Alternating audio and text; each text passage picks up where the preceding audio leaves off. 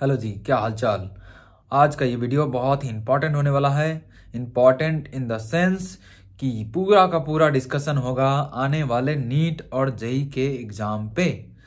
अब डिस्कशन क्या होगा जरा देखते हैं कि आपका एग्जाम धीरे धीरे आपको अप्रोच कर रहा है और कब 2.5 महीने से 2 महीने हो गया और 2 महीने से 1 महीने हो जाएगा, फिर 5 दिन पे कब आ जाएगा आपको पता भी नहीं चलेगा। एक एक दिन जो आप क्रॉस कर रहे हो, एक एक दिन जो खत्म हो रहा है, वो फिर से वापस नहीं आने वाला है। तो जो भी 1 महीने और 2 महीने बचे हैं नीट और जेई का, उसमें अपनी पूरी ताकत लगा दो। ठीक है जी। देखो मैं बता रहा हूं, ये टाइम फिर वापस नहीं आने वाला है और जो भी टाइम बचा हुआ है उसमें अपनी बेस्ट दो। देखो, सिलेक्शन हो या ना हो ये तो बात की बात है, और आप कोशिश भी ना करो ये तो गलत बात है। और सिलेक्शन नहीं होगा, कैसे नहीं होगा सिलेक्शन? बांध लेंगे सर पे कफन। अरे अपनी हक की लड़ाई होती है तो कोई पीछे नहीं हटता है। जब अपनी बेसिक नीड्स हो ना, इंसान किसी भी लेवल तक पहुंच सकता है और आप भी पहुंच सकते हो। अपनी शक्ति को पहचानो, आपकी हक की लड़ाई है। आप नहीं लड़ोगे तो कौन लड़ेगा? अपनी शक्ति को पहचानो।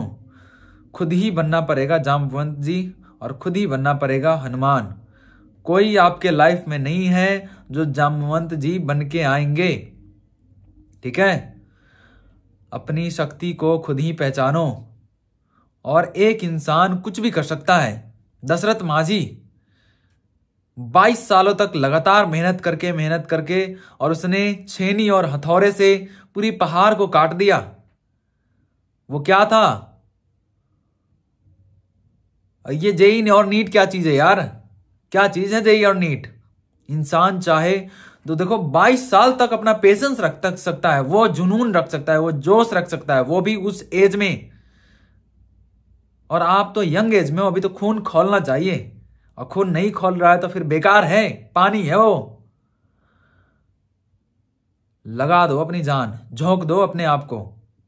और अभी अगर रियलाइज कर रहे हो कि मेरे से नहीं हो पाएगा, तो आप गलत सोच रहे हो गलत टाइम पे। अगर आपको रियलाइज हो रहा है कि आपने गलत डिसीजन ले लिया, तो फिर गलत टाइम पे सोच रहे हो। और रतन टाटा जी कहते हैं कि कोई भी डिसीजन गलत या सही नहीं होता, वो डिपेंड करता है कि किस तरीके से आप उसको देख रहे हो और किस तरह से उसको करेक्ट कर रहे हो। अगर आपने किसी डिसीजन को ले लिया है तो वो करेक्ट ही होगा, और आपको नहीं लग रहा है तो उसको करो, चाहे जैसे भी करो, जैसे भी करो। देखो, दिस इज द टाइम जब आप रगड़ सकते हो जितना भी अपने आप को रगड़ना है। और अभी बहुत पेन फील होगा, ठीक है, बहुत पेन फील होगा।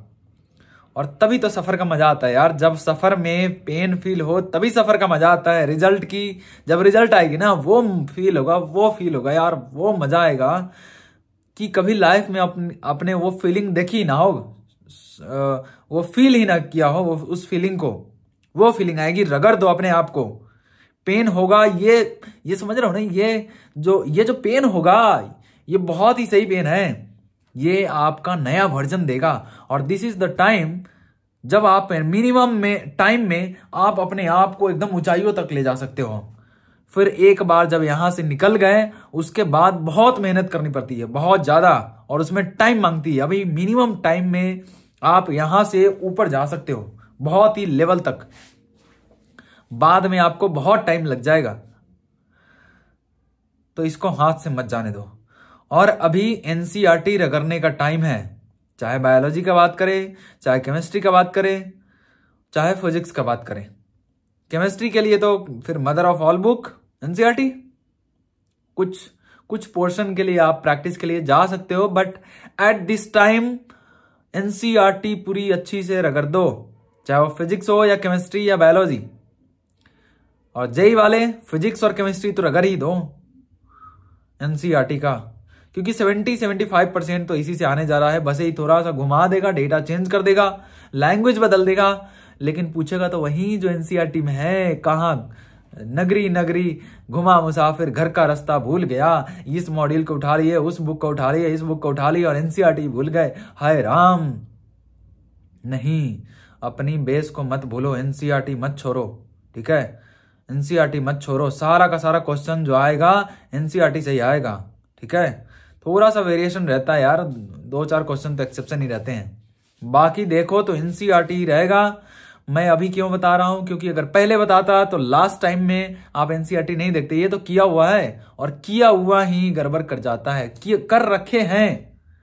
इसी एटीट्यूड, यही एटीट्यूड आपके मार्क्स को डाउन कर देती है, दोबारा नहीं करोगे। इसलिए सारे जगह आपने हाथ पैर बहुत मार लिया, अब एनसीईआरटी अच्छे से करो। उसके अलावा अगर आपको टाइम बचता है then you can go for any module practice, whatever book you wish to go, ठीक है जी। और कोई भी मतलब अभी जो टाइम है ना, आपको नींद नहीं आनी चाहिए, और अगर नींद आनी चाहिए तो वो नींद आनी चाहिए कि बेड पे जाए और कब नींद आ गया पता ही ना चले, वो वाली नींद आनी चाहिए। अगर फोन चला के नींद आ रहा है, अगर 1 घंटे बेड पे लेटने के बाद नींद आ रहा है, तो आपने अपनी रेस में बेस्ट नहीं दे रहे हो, अपनी बेस्ट नहीं दे रहे हो। और अगर नींद आ जा रहा है बिना कुछ किए, तो आप अपने आप से चीट कर रहे हो, ठीक है। किसी को चीट नहीं कर रहे हो, आप अपने आप को कर रहे हो। तो इसलिए इतनी मेहनत करो कि बेड पे जाओ ना, फिर पता ही नहीं चले कब नींद आ गया, ठीक है।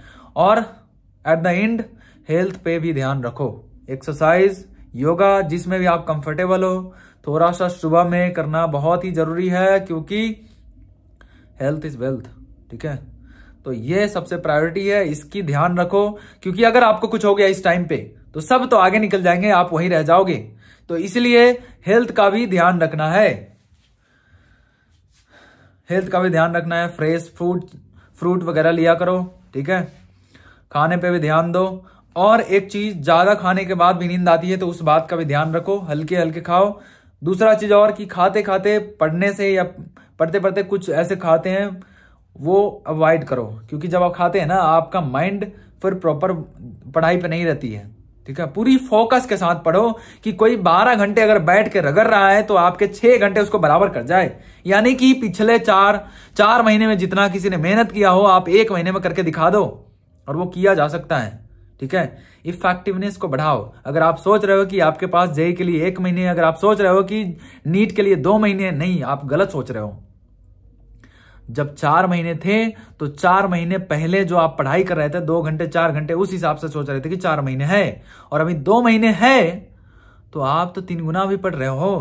अभी तो 8-8 10-10 घंटे पढ़ रहे हो, मतलब अभी भी आपके पास 4 महीने है। बना दो 2 महीने को 4 महीने, 2 गुना पढ़ाई करो, 3 गुना पढ़ाई करो, और इफेक्टिवनेस के साथ।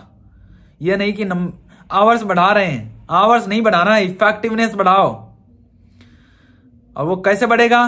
तो एक्सरसाइज करो, खाने पे ध्यान दो, सेहत पे भी ध्यान दो। और उसके बाद अगर फिर भी किसी चीज में, किसी कॉन्सेप्ट में बार बार फंस रहे हो या स्ट्रेस आ रहा है, तो थोड़ा सा आप किसी भी बच्चों के साथ खेलो, बैडमिंटन खेलो, थोड़ा सा रिलैक्स हो जाओ, बाहर चले जाओ, 10 मिनट कहीं खेलो बैडमिंटन, या कोई दादा है दादी हैं उनसे बैठ के बातें करो यार, बहुत सही फील आएगा।